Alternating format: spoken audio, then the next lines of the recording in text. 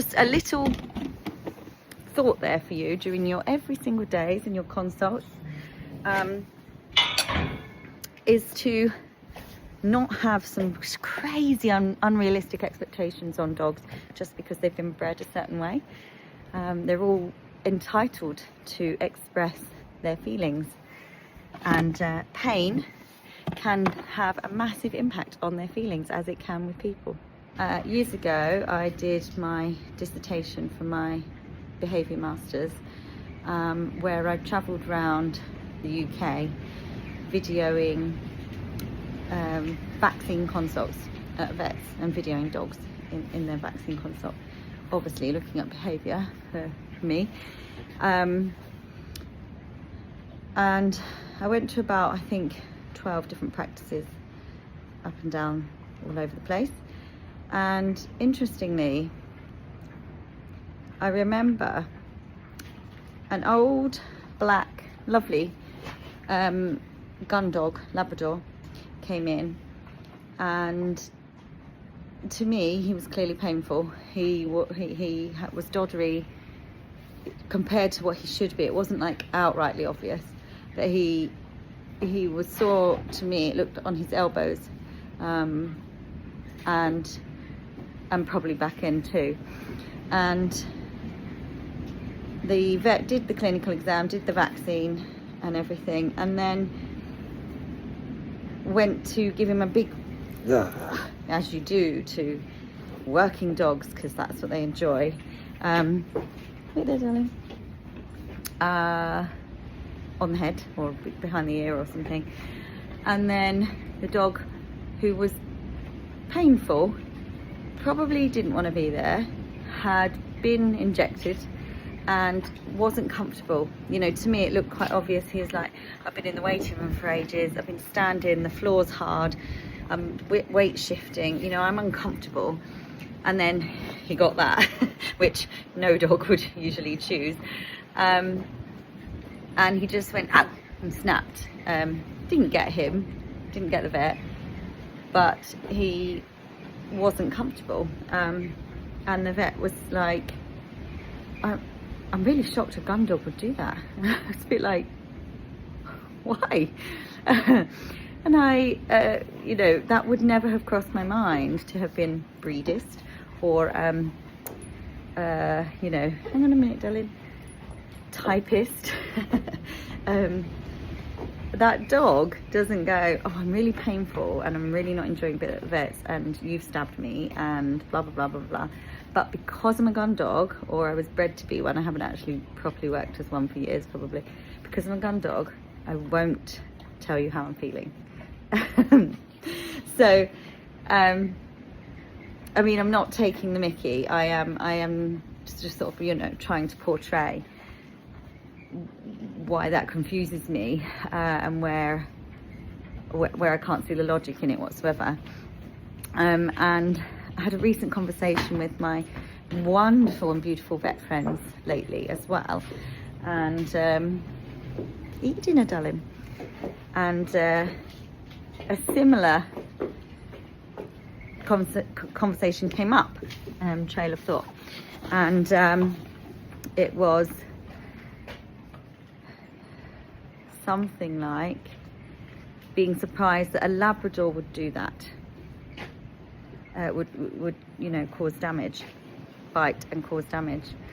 And I said to them, why are you surprised a Labrador would do that? You know, any dog has the ability to bite and to harm.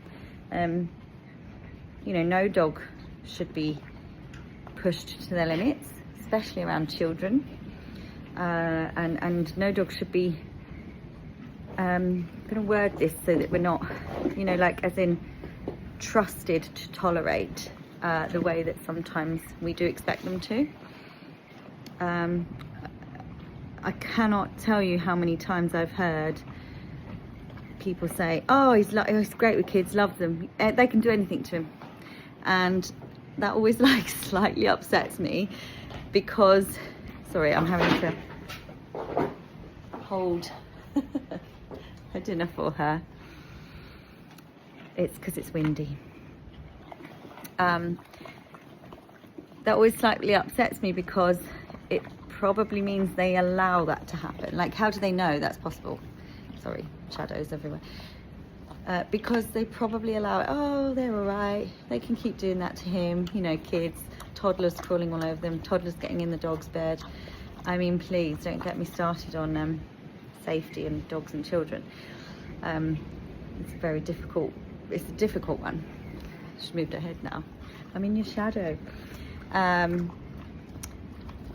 So anyway, long story short, dogs shouldn't be put in that situation, no matter what breed they are, no matter how much we think they love it and they're okay with it. I mean, countless video clips on the internet showing, oh, isn't it cute? Oh, look, he loves it. Look, she loves the kids. And I look at it and I'm holding my breath. I'm literally cringing. Like, please don't let that child do that to that dog that's asking very nicely and very politely and showing a lot of self-control and tolerance to push them even further. You know, I'm like, please don't do that. And when I see pictures of friends and friends' dogs, and you know, the kids are in the crate, or the kids have cuddled up to the dog and the dog's in their bed, or even drunken adults, you know, drunken older people get home and get in the dog's bed with them because, you know, everyone's lost their inhibitions.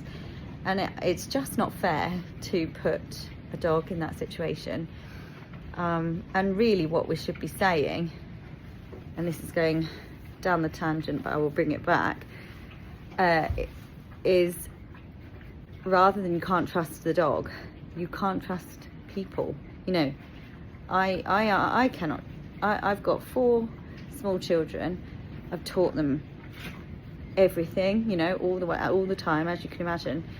I still wouldn't trust them to not put a dog in a situation where the dog is unlikely to succeed in that situation. You know, it's not fair. And the dog doesn't choose to live with kids. I don't think any dog in the world, honestly, would actually choose to live with small children, because small children don't meet them very well. They're very noisy, they're fast moving, they scream a lot, they throw things. I mean, it's pretty stressful living with small children from a dog's point of view. Oh, well, probably from a parent's point of view too. That's another conversation. And we've got 4 of them. But so back to what we're talking about, which is, you know, lighter sense of the word, but being breedist, where you think you're shocked that a Labrador will do that, or that a working dog would do something, or that, you know, very strange, in my opinion, preconceived ideas, because at the end of the day, they're still a dog, and they've still only got that one way to communicate, which is through body language and vocalization, you know.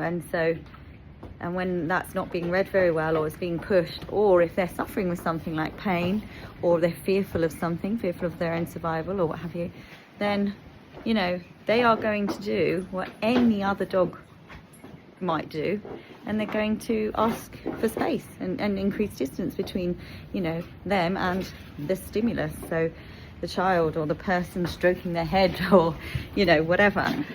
Good boys and girls. Night night. Thanks, just a little one.